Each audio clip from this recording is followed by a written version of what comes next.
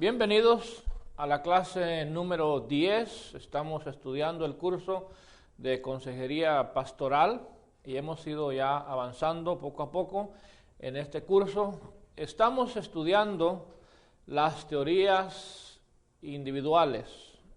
Yo les mencioné en este curso, en la introducción, que el curso lo íbamos a dividir en dos grandes partes. La primera tiene que ver con el estudio del individuo. Vamos a ver diferentes teorías que tienen que ver con la forma de ver al individuo. Es importante entenderlo para poder ayudarle.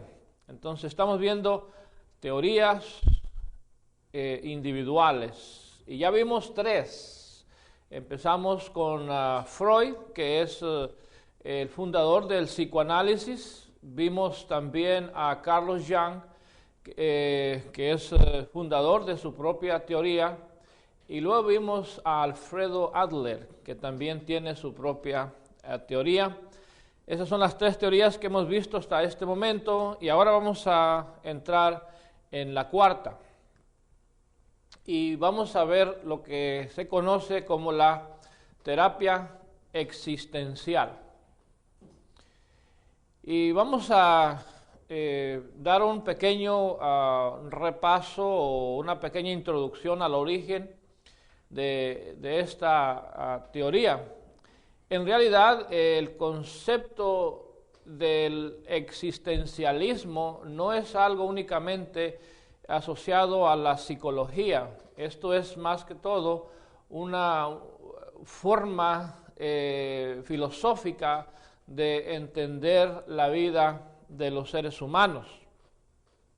Algunos de los más populares creadores de ideas existencialistas son Nietzsche, Sartre, Camus, Viktor Frankl, y un libro que él escribió que se llama El hombre en busca de significado.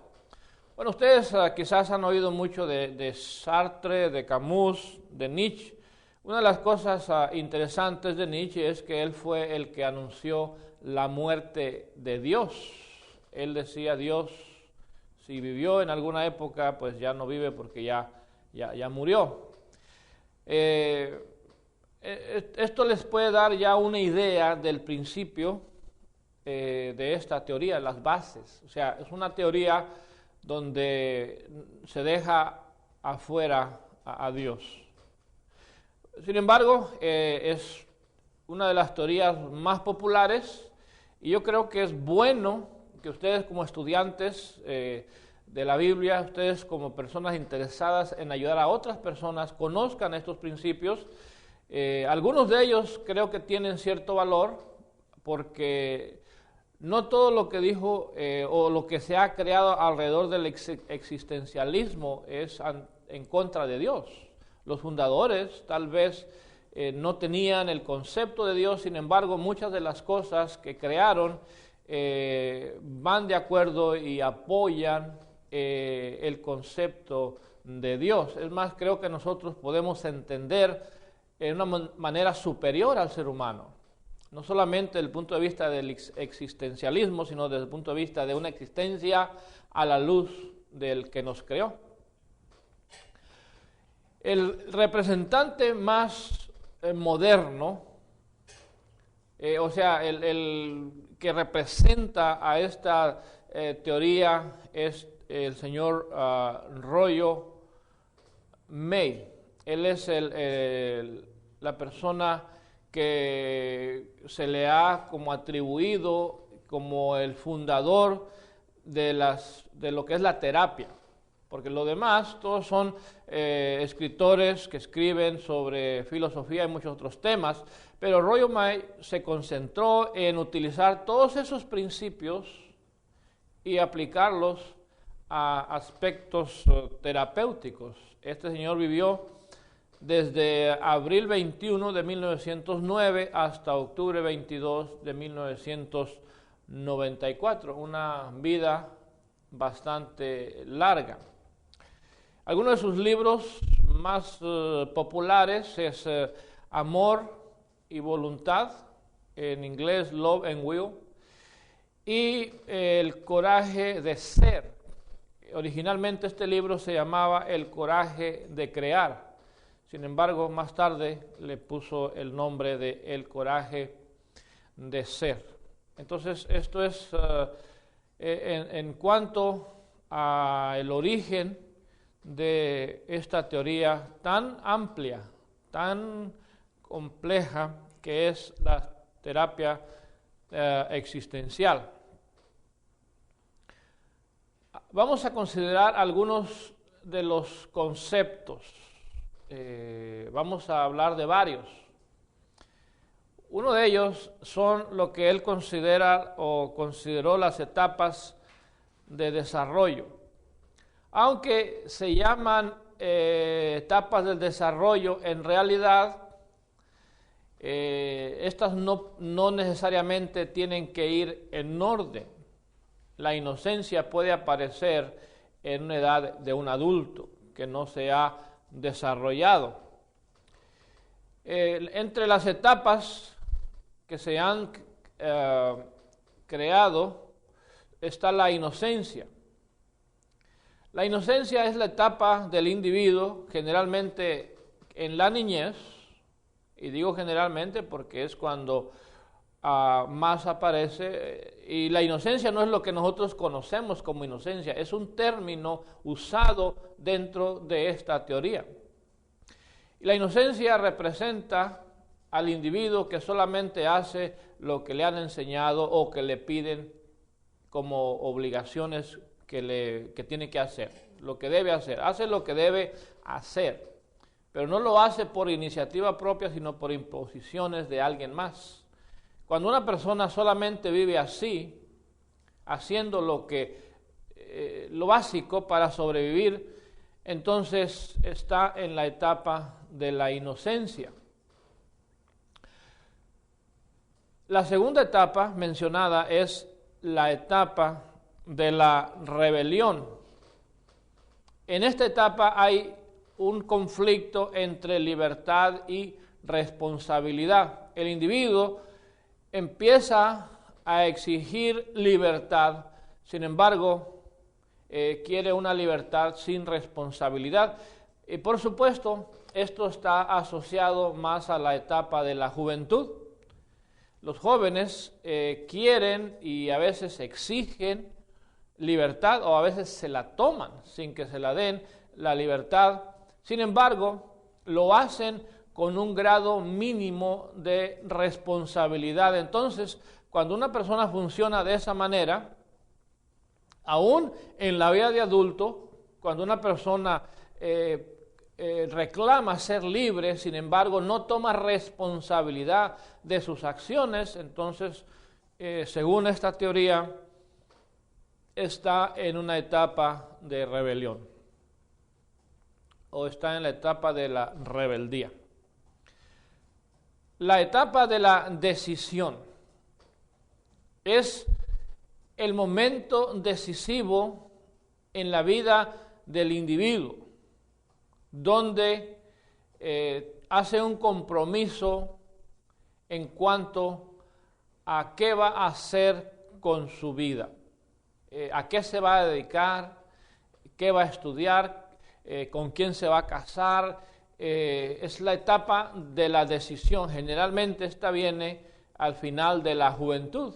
Es cuando el individuo toma ese compromiso. Nosotros lo vimos esto bajo los conceptos de búsqueda de identidad. Bueno, esos conceptos están asociados con el existencialismo. Recuerden que la palabra existencialismo viene de existencia, de existir, de vivir. Entonces, todo lo que vamos a ver tiene que ver con esa trayectoria de que desde que nace hasta que muere. ¿Qué pasa en ese tiempo en la vida de una persona? Entonces, el individuo se mueve o llega a la etapa de las decisiones. ¿Qué va a hacer? ¿En qué se va a ocupar? ¿En qué va a encontrar sentido a su existencia? Entonces, esta es la etapa de la decisión. De ahí pasa a la etapa de una vida ordinaria, y aquí hay otro fenómeno, la vida ordinaria. Un individuo ordinario es aquel que adopta una actitud conformista ante las demandas de la vida. En otras palabras,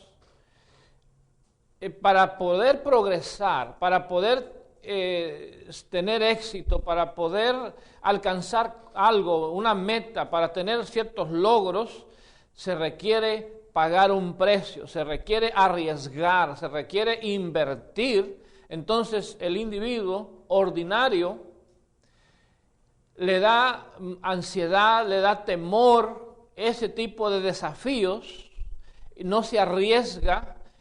Entonces, debido a ese miedo, desarrolla una actitud de conformismo. Simplemente se conforma con lo que puede hacer con el mínimo esfuerzo. Eso sería el individuo ordinario. Sin embargo, existe el último nivel, es el nivel creativo. En este nivel, el individuo primeramente es auténtico. Auténtico porque está siendo genuino al potencial que tiene internamente. Y cuando explota esos valores, ese potencial, entonces el individuo es auténtico. No está dejándose dominar por el miedo, no está adoptando una actitud conformista, sino que está tratando de alcanzar cosas, de ser creativo. También es creativo aquel que está actualizándose, o sea, que está al día en todo, o sea, está tratando de ir avanzando conforme va moviéndose la sociedad. Conforme se están moviendo avances científicos, tecnológicos, conocimiento nuevo, el individuo creativo, el individuo auténtico, aquel que está en continuo crecimiento, va a estar a la vanguardia, va a estar siempre tratando de estar al día, se está actualizando, se acomoda a las circunstancias. O sea, hay algo que está sucediendo, algo nuevo, él se acomoda, se ajusta y está siempre avanzando, no importa las circunstancias, aún en situaciones críticas, traumáticas, desastrosas, el individuo de repente sufre una pérdida. Bueno, el individuo ordinario va a quedar sumido en una depresión y va a procesar esa pérdida de una manera disfuncional. Sin embargo, la persona creativa tiene una pérdida y en lugar de sumirse en la depresión, encuentra formas saludables para cómo procesar su dolor, su tristeza, su pérdida. Yo he trabajado con personas en grupos donde las personas encuentran significado a sus pérdidas, se ocupan de ayudar a otros, les hacen regalos. Yo conocí una señora que ella se dedicaba a hacer pequeñas manualidades en yeso, pequeñas figuritas, y las dibujaba, les ponía muchos detalles, y cuando ella sabía de una persona que había tenido una pérdida, ella perdió un hijo de 22 años. Entonces, cuando ella sabía de una persona que había perdido algún ser querido, ella iba y donaba estas figuritas, pasaba un tiempo con estas personas y les compartía un poco de su vida. De esa manera ella estaba brindando consuelo y diciéndole a la persona: no estás sola, no eres la única que ha pasado por eso, y te vas a poder recuperar y vas a poder quizás encontrar algo productivo en que ocupar tu vida. Bueno, según esta teoría, este tipo de individuos se les llama creativos, porque son auténticos, se actualizan y trascienden. La trascendencia es que pueden heredar algo, pueden dejar un legado, pueden trascender. Estos son los principios. Recuerden que todo esto se origina en conceptos basados en el existencialismo sin Dios. Pero la pregunta mía es, ¿qué tan lejos está eso? ¿O qué tan en contra de Dios están estas cosas? Creo que nosotros lo podríamos interpretar mejor y podríamos nosotros darle un sentido más elevado, porque, por ejemplo, nuestra trascendencia no es simplemente trascender del punto de vista meramente humano. No se trata de dejar un legado en esta tierra, sino se trata de trascender a una vida más excelente, trascender hacia lo infinito, hacia la vida eterna. Pero también nuestra trascendencia puede tener otro sentido, porque nosotros con nuestro trabajo, al evangelizar a otras personas, estamos trascendiendo en una forma espiritual, y espiritualmente vamos a tener una trascendencia también. Pero eso es el primer concepto que yo voy a compartir con ustedes en esta clase, que son las etapas del desarrollo: la inocencia, la rebelión, la decisión, el ser ordinario y el ser creativo. Vamos a pasar adelante al segundo principio, y es las cuatro formas de ser. Esto es ser en el mundo, existir. Hay 4 formas de ser según el concepto existencialista. Primero está existir dentro del tiempo. Es simplemente la vida física. Consiste en vivir y morir. Ese es lo que es la existencia puramente humana. Naces, creces, te reproduces y mueres. Esa es una forma de ser. Eso es una forma que quizás podríamos compartir con los animales. Nacer, crecer, reproducirse y morir. Esa es la vida puramente humana. Sin embargo, la otra forma más elevada es entender el concepto de libertad y responsabilidad. O sea, los seres humanos queremos ser libres, luchamos por la libertad. Hay países, o sea, los países tienen sus historias de grandes liberaciones, de esclavitud, porque la libertad es un concepto arraigado en los seres humanos. Reclamamos libertad. Sin embargo, la libertad tiene que ir de la mano de la responsabilidad, porque una libertad sin responsabilidad se convierte en libertinaje. El individuo, creo que merece libertad según el grado de responsabilidad que demuestre, y este es un buen principio para los jóvenes. Les vamos a dar libertad según vayan demostrando responsabilidad. El problema es que a veces no demuestran responsabilidad y nosotros les damos toda la libertad que quieren. Y entonces después sucede algo y estamos todos afectados, pero es que nosotros contribuimos al no regular la libertad en base a la responsabilidad. Entre más responsable es, más libertad le podemos dar. Entonces, este es el segundo principio. Esto es más que existir, esto es más que vivir, es más que sobrevivir. Esto es tomar responsabilidad de la libertad que se nos da o que reclamamos y que queremos. Pero también hay otra forma asociada a la vida, y es el aislamiento y la conexión. Los individuos necesitamos conexiones emocionales. Tenemos que estar cerca emocionalmente a otros individuos. Esto sucede principalmente dentro de una familia.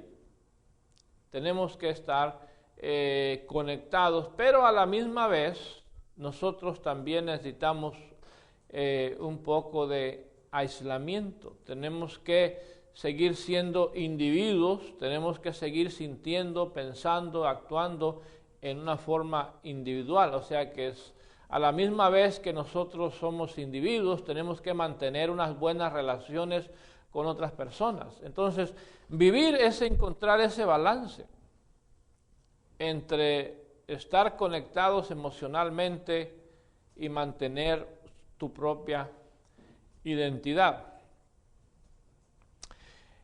Y el último concepto o la última forma de ser es la trascendencia personal, es la autenticidad. Porque hay conceptos asociados con esto. Cuando uno no hace lo que debe hacer y fracasa, cuando uno no avanza, no crece, entonces eso como que nos da vergüenza ser identificados como personas fracasadas. Entonces, lo que hacemos es adoptar una personalidad ficticia, una personalidad de apariencia. Pretendemos ser lo que no somos, y eso no es ser auténtico. Es pretender ser lo que uno no es, eso no es ser auténtico. Entonces nosotros, el ser humano, según esta teoría, tiene que desarrollar esa capacidad de autenticidad. Eso se logra cuando el individuo está en continuo crecimiento, se actualiza, eso le va a ayudar a trascender. Los individuos que se han dedicado a crecer, a explotar su potencial, que se han dedicado a alcanzar metas, a tener logros, van a dejar una trascendencia desde el punto de vista humano. Pero nosotros podemos aplicar eso a lo espiritual. Imagínense la trascendencia del apóstol Pablo, la trascendencia de Juan, la trascendencia de todos esos hombres que vivieron tanto en el Antiguo como en el Nuevo Testamento. Dejaron una tremenda historia, una tremenda trascendencia. Este es otro de los conceptos, o sea, las 4 formas de ser en este mundo. Esto tiene que ver con existir, puramente existir como existe cualquier animal, pero luego hay otras cosas más elevadas como es la libertad, la responsabilidad, el aislamiento y la conexión y la trascendencia personal, o sea, la autenticidad. Vamos a hablar ahora de la mente. Y esto es dentro de lo que es, quizás este es el corazón de lo que es el existencialismo. Y aquí es donde radica la falla para ellos. Pero el planteamiento va más o menos así. Esto sucede dentro de la mente del individuo. O sea que el hombre descubre que está solo en este mundo. Está solo porque aunque tenga otros seres humanos, al final, él en forma individual va a tener que enfrentar su mortalidad, va a tener que enfrentar eso a lo que todos le tenemos miedo, la muerte. Entonces, eso le da miedo a los seres humanos. Entonces se da cuenta que al final está solo, aunque tiene familia, pero al final es un individuo que tiene que dar cuentas y tiene que ser responsable de su propia vida. La segunda cosa es que desea profundamente estar conectado.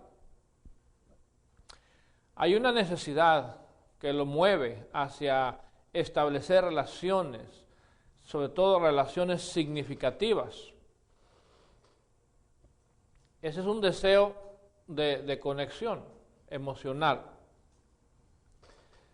La vida tiene sentido únicamente en relación con otras personas. O sea que para el existencialismo, la vida no tiene sentido si no estamos conectados con otras personas. Es importante, de ahí uno recibe el sentimiento de aprobación de parte de los demás, recibes el sentimiento de satisfacción, de estar cerca, de estar conectado, de ser parte de un grupo, de ser parte de una familia. Todo eso trae satisfacción, llena a las personas. Pero cuando el hombre se siente solo, eso le produce ansiedad. Cuando el hombre se descubre a sí mismo solo en el mundo, entonces eso le produce, la soledad le produce ansiedad a cualquier persona. O sea, sentirse solo, una cosa es escoger la soledad, el aislamiento, porque es una necesidad también, y otra cosa es sentirse solo. Cuando yo estoy solo porque yo escogí estar solo, estoy solo pero estoy contento. Pero cuando yo quisiera estar conectado con alguien, quisiera estar cerca, integrado a un grupo, a una familia, y no tengo ese grupo, esa familia, pues entonces yo me siento solo.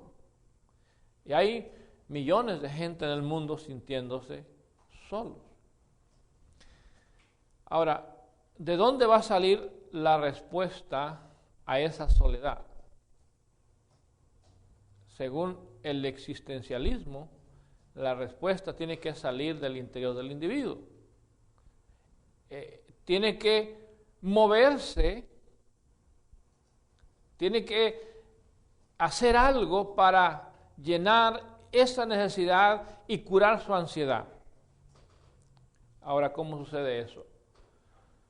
Sucede a través del crecimiento, a través del desarrollo, a través de la libertad, a través de relaciones importantes, significativas, sucede a través de trascender. Cuando el hombre o la mujer se mueven en esa dirección, entonces la ansiedad de ellos va a curarse.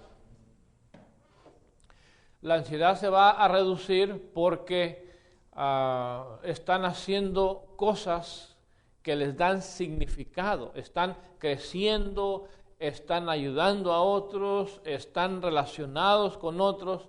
Todo eso ayuda a que la ansiedad se reduzca. Entonces la ansiedad es una manifestación de que el individuo no está conectado, que el individuo no está integrado, no está siendo útil, no está siendo de provecho, su vida no tiene sentido y eso le produce ansiedad. Entonces para poder reducir la ansiedad hay que hacer aquello que le va a ayudar a sentirse mejor. Entonces, estos fenómenos suceden en la mente del individuo. Es otro de los principios terapéuticos, entender la mente.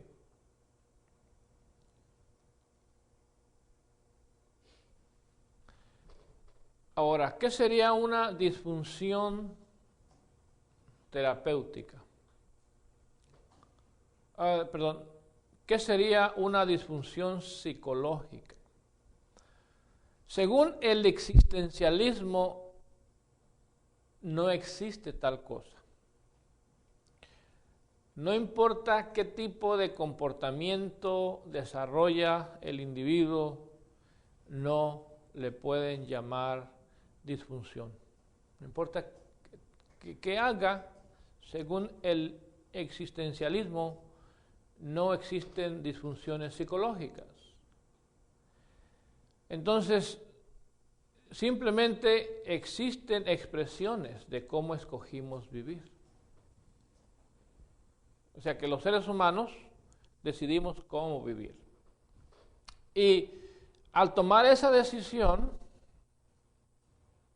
nosotros vamos a recibir un fruto.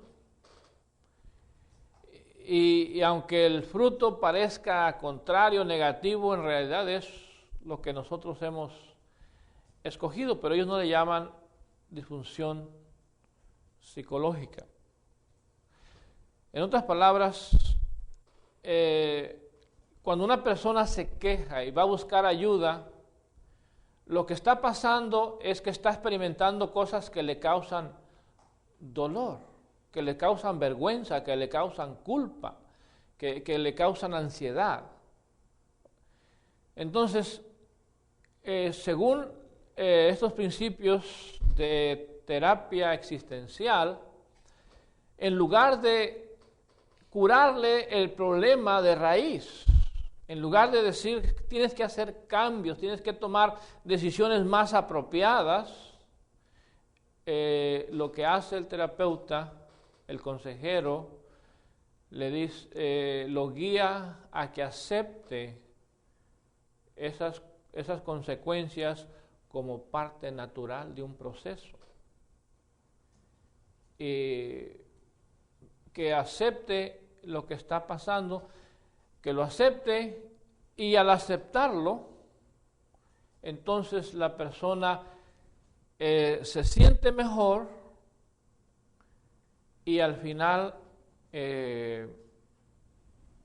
puede ser que él, en una forma natural, empiece a explorar nuevas formas de tomar decisiones, y entonces eso va a traer como consecuencia también mejores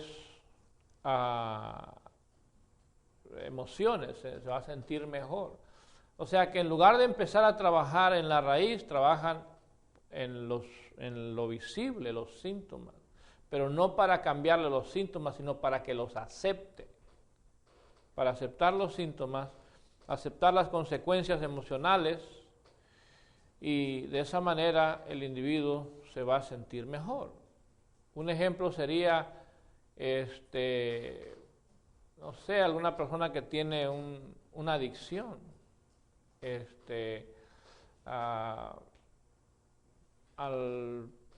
Llega alguien con un problema de drogas a buscar ayuda. Y nosotros sabemos que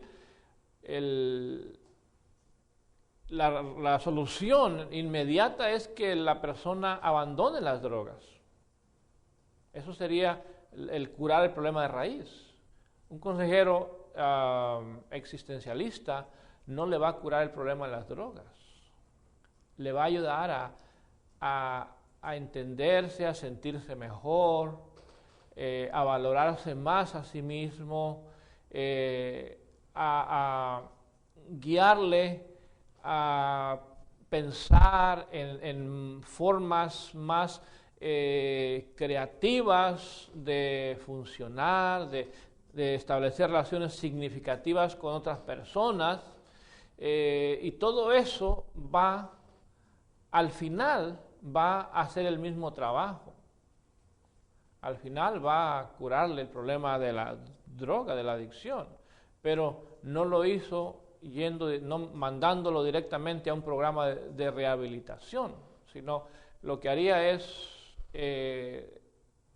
ayudarle a encontrar significado a su vida, ayudarle a desarrollar un crecimiento personal, a tener metas, objetivos, a moverse en una dirección más saludable, a establecer relaciones saludables, y luego eso al final termina redundando en que la persona deja las drogas sin siquiera mencionarle el asunto de tienes que dejar la droga.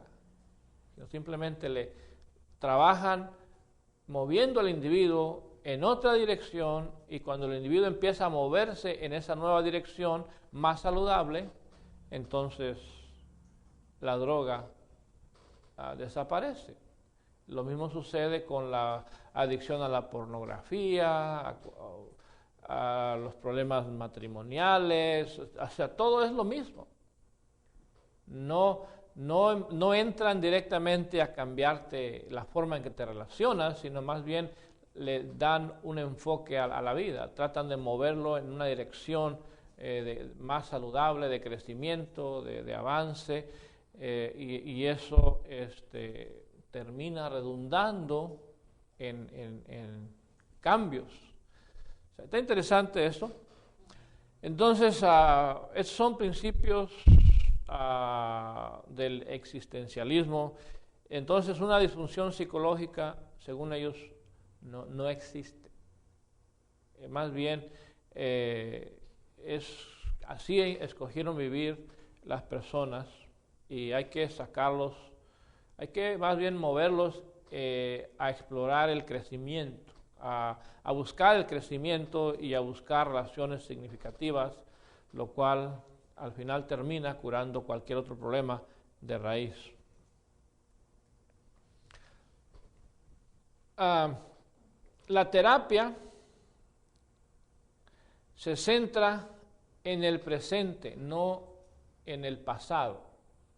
O sea, un existencialista no haría lo que hace Freud, o lo que hace Adler, o lo que hace Jung.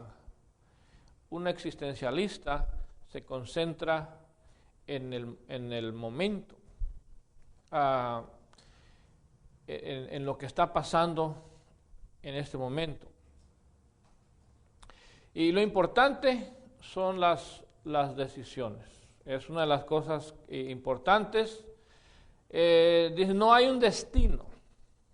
Nosotros no estamos destinados ni predestinados a nada. Simplemente somos el fruto de nuestras propias decisiones. Tú escoges, tú tomas tus decisiones y luego recibes la consecuencia de tus decisiones. No es que hay un destino, sino que nosotros mismos vamos haciendo nuestro propio destino. Y una de las cosas que tenemos que aprender es que hay libertad para escoger y para vivir. O sea que una virtud, una gran virtud, según el concepto existencial, es la libertad que yo tengo para escoger y para vivir. En otras palabras, yo no soy víctima o no debo sentirme víctima de lo que otros me imponen. Según este concepto, los seres humanos sufrimos mucho porque le hacemos caso a los demás y no tomamos control de nuestra vida y no tomamos nuestras propias decisiones para hacernos dueños de nuestra vida. Bueno, este es el corazón de esta terapia. El hombre tiene que aprender a ser libre para tomar sus propias decisiones y para aprender a vivir, para aprender a existir. O sea, que el hombre existe cuando toma decisiones por sí mismo, mientras de que está haciendo simplemente lo que otros le imponen, entonces el hombre no vive. Alguien más vive en él. Vivir es vivir. Ahora, nosotros, en ese sentido, no vivimos en base a lo que otros nos imponen, pero vivimos en base a lo que Dios Y sí vivimos.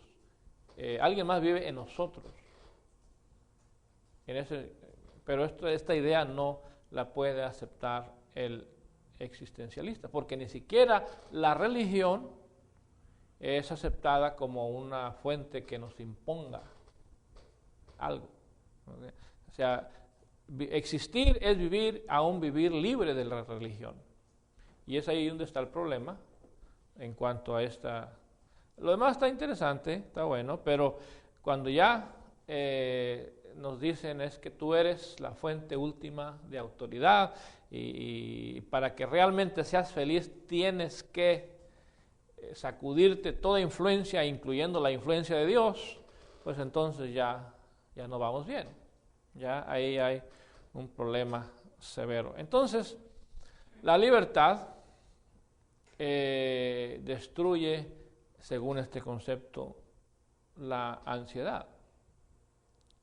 Cuando yo me siento libre, completamente libre, la ansiedad se va. Pero soy libre, yo no sé si existe tal cosa de libertad absoluta, porque en realidad todos estamos de alguna manera obligados a respetar. Tenemos que dormir 8 horas, tenemos que comer 3 veces al día, tenemos que ser parte de una sociedad que tiene sus reglas. O sea, no hay una libertad tal. Pero el concepto es que entre más libre para tomar decisiones seas, menos ansiedad vas a sentir.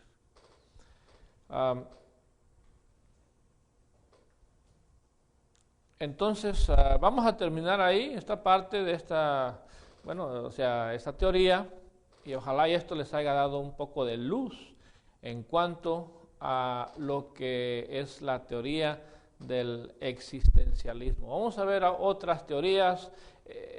Las mejores vienen, las más prácticas vienen más adelante. Ahorita estamos más como historia, aunque estas han sido de mucha influencia sobre nuestra sociedad, sobre la forma en que vemos al individuo.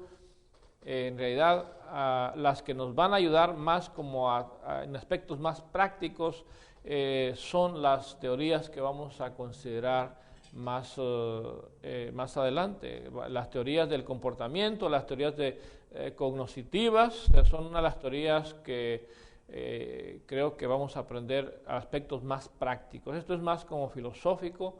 Dan explicaciones, lamentablemente el origen y la base no es espiritual, por lo cual yo no sé, yo creo que hay cosas que nos pueden ser de utilidad, pero siempre hay que tener mucho cuidado porque pues estas cosas no tienen una base espiritual. Bueno, termino aquí, de mi parte es todo y pues muchas gracias.